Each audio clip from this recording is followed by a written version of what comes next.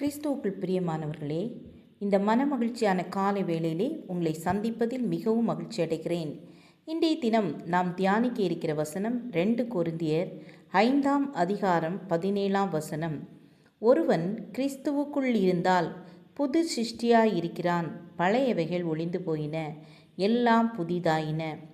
ஸ்காட்லாந்தில் உள்ள ஒரு நண்பர்கள் குழு பொழுதுபோக்கிற்காக மீன்பிடித்து மகிழ்ச்சியாக ஒரு நாள் முழுவதையும் செலவழித்துவிட்டு ஒரு விடுதியில் கூடியிருந்தார்கள்.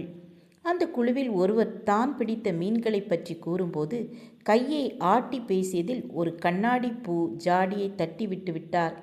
சுவரில் பட்டு நொறுங்கி பளிச்சென்று இருந்த வெள்ளை சுவரில் கரையை ஏற்படுத்தியது. அந்த மனிதர் விடுதி மேலாளரிடம் மன்னிப்பு கேட்டதோடு தான் ஏற்படுத்திய சேதத்திற்கு பணம் செலுத்துவதாகவும் கூறினார். ஆனாலும் அந்த சுவரை ஒன்றும் செய்ய முடியவில்லை என்று வருந்தினார். அருகில் இருந்த வேறொருவர் கவலைப்பட வேண்டாம் என்று ஆறுதல் சொல்லி எழுந்து வந்து தன்னிடமிருந்து ஒரு தூரிகையால் அந்த கரையை சுற்றி வரைய ஆரம்பித்தார். சிறிது நேரத்தில் அந்த கரை ஒரு கலைமானாக மாறியிருந்தது. அந்த மனிதர் விலங்குகளை அழகாக படம் வரையக்கூடிய ஸ்காட்லாந்தை சேர்ந்த பிரபலமான E.H. லான்சியர். சங்கீதம் 51 எழுதிய இஸ்ரவேலின் மிகச்சிறந்த ராஜாவாகிய தாவீது தன்னுடைய பாவங்கள் காரணமாக தன்மீது கரைபடிய செய்தார். தன் சேவகன் மனைவியை அபிகரித்ததோடு உரியாவை போரில் மரணமடையும்படி செய்தான். அந்த 2 செயல்களுக்குமே மரணம்தான் தண்டனை. ஆனால் அவன் தேவனின் கரங்களில் விழுந்து தன்னை தரை மட்டும் தாழ்த்தி, தேவனிடம் உமது இரட்சணியத்தின் சந்தோஷத்தை திரும்பவும் எனக்கு தந்து உற்சாகமான ஆவி என்னை தாங்கும்படி செய்யும் என்று மன்றாடினார். உடனே தாவீதின் பாவத்தினால் உண்டான கரையை தேவன் கழுவி சுத்திகரித்து மன்னித்து மறந்து தன் இருதயத்திற்கு ஏற்றவன் என கூறுகிறார்.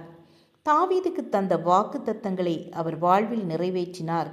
தவறுவது மனித இயல்பு. ஆனால் அந்த தவறு தவறாகவே இல்லாமல் இருக்க அதனால் வரும் சாபத்திற்கு நீங்களாக இயேசுவிடம் மன்றாடுங்கள். அவரது கரத்தில் நம்முடைய கரைபடிந்த வாழ்வை கொடுக்கும்போது அதை அவர் அற்புதமாய் பிறர் கண்டு ஆச்சரியப்படும் வகையில் மாற்றுவார். ஆம் என கண்பானவர்களே, துண்டிக்கப்பட்ட அவருடனான உறவை புதுப்பித்துக் கொள்ளுங்கள். அப்பா பிதாவே என அழைக்கும் புத்திர சுவிகாரத்தை தந்து அவரோடு இருக்கும் நித்திய சந்தோஷத்தையும் தருவார். ஆம், என்னால் பரிசுத்தமாய் வாழ முடியவில்லை என்ற குற்ற மனசாட்சியோடு வாழாமல் தேவனிடம் அறிக்கையிட்டு கெஞ்சி புது சிருஷ்டியாக மாறுங்கள். பழையவைகள் எல்லாம் ஒழிந்து போகும். அல்லேலூயா. ஜெபம் செய்வோம்.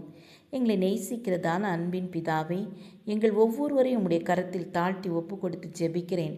எங்களை உம்முடைய இரத்தத்தால் கழுவி சுத்திகரிங்க. பரிசுத்தமான வாழ்க்கை வாழ உதவி செய்யுங்க.